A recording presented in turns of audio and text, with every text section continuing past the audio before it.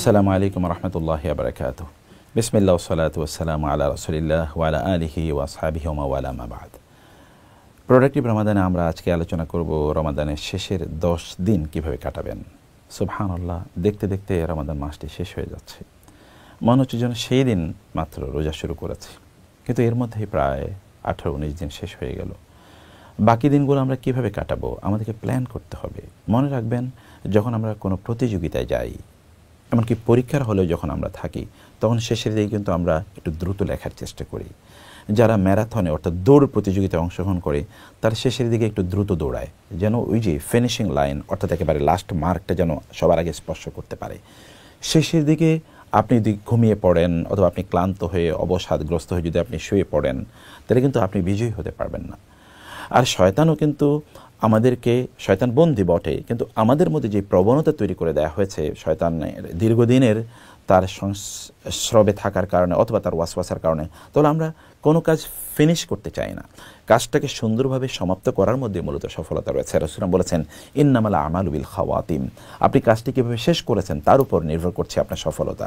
Most of the people তারা কাজ শেষ করে না, তারা কাজ অর্ধেক করে অথবা ধরো 90% করে, বাকি কাজটা তারা করে না, এবং এই কারণে তারা ব্যর্থ হয়। আমাদের রমাদানের শেষের দিবসগুলোর দিকে একবার চিন্তা করে দেখেন তো, সেখানে কি আছে? সেখানে লাইলাতুল কদর আছে, যা 1000 মাসের চেয়ে উত্তম, প্রায় 84 বছরের চেয়ে উত্তম, প্রায় 33,000 রাতের চেয়ে উত্তম।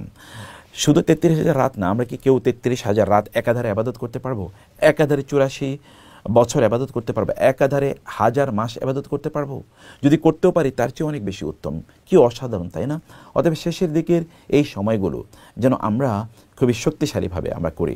আচ্ছা, এতদিন আমরা ট্রেনিং নিলাম, আমরা অভ্যস্ত হয়ে উঠলাম, কিন্তু শেষের দিকে গিয়ে আমরা কাজ করতে পারলাম না। আপনি শপিং মলে দৌড়াচ্ছেন, আপনি বাইরে বিভিন্ন জায়গায় ঘুরে ফিরে আপনি সময় কাটিয়ে দিচ্ছেন, আপনি মসজিদে নাই, আবাদতে নাই, কোরআন তেলাওয়াতে নাই।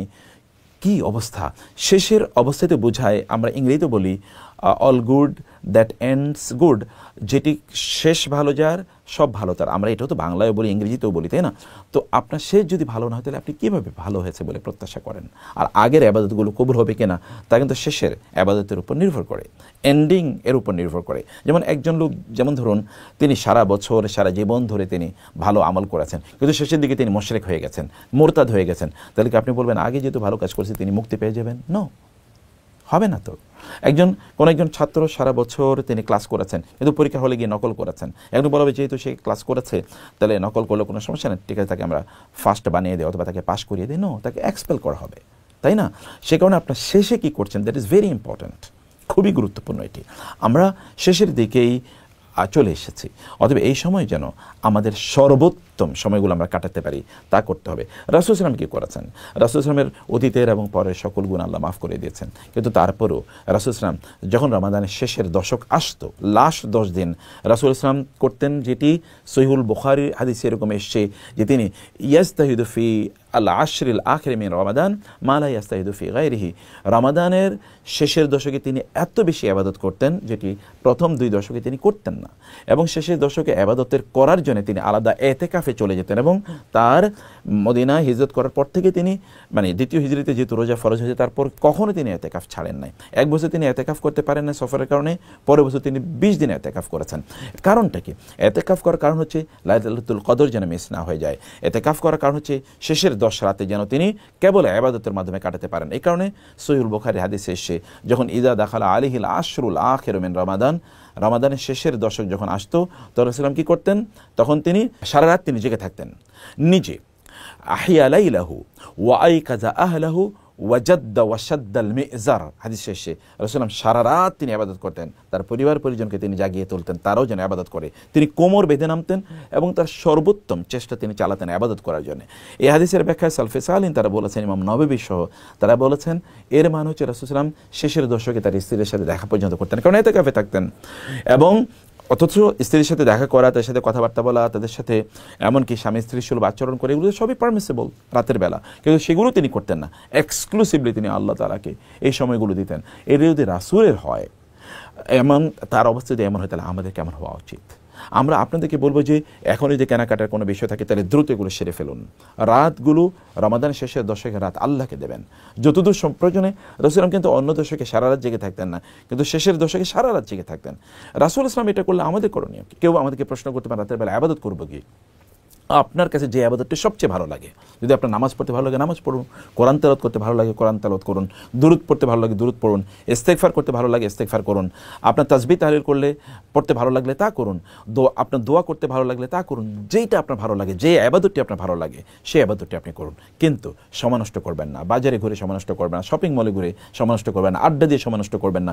ইন্টারনেট প্রয়োজনে বন্ধ করে রাখুন, আপনার বাসায় ইন্টারনেট বন্ধ করে রাখুন, ফেসবুক প্রয়োজনে বন্ধ করে রাখুন। এগুলো আপনি করুন। যদি এগুলো আপনার একান্ত প্রয়োজন না হয় তাহলে এগুলো থেকে আপনার নিজকে দূরে রেখে এই সময়গুলো যতদূর সম্ভব আল্লাহকে দেখান যে আল্লাহ আমি শেষের দিকে এসে আরও আগ্রহী হচ্ছি। আপনি প্রথম 2 দশক বা প্রথম 10 দিন 10 দিন 20 দিন আপনি হয়তো খুব বেশি ইবাদত করতে পারেন না, নো প্রবলেম ইনশাআল্লাহ।